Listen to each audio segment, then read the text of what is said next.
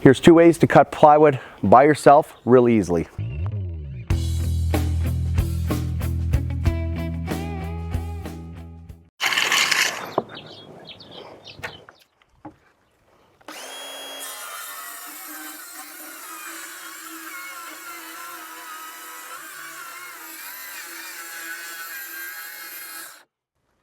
Now this will get too heavy and want to fall and bind on your blade.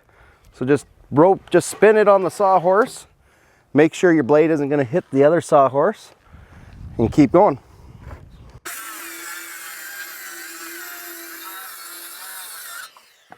Method 2, put some lumber underneath.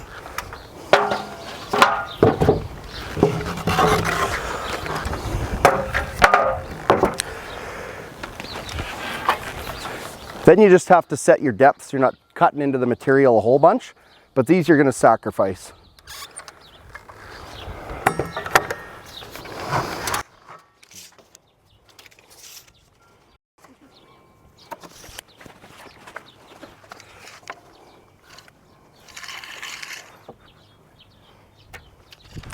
Now you don't have to worry about rotating the sheet. You can just cut and go.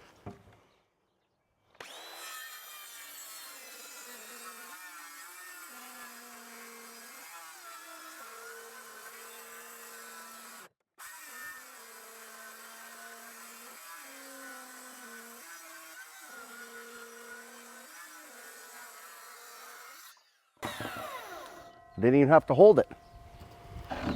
Finally, if you want to do a cross cut and it's too hard to hold, just get some longer material. Put them obviously underneath this direction. And now you can cross cut pretty much anywhere without having it falling off and binding and giving you issues. And that's a bunch of different ways to cut plywood by yourself.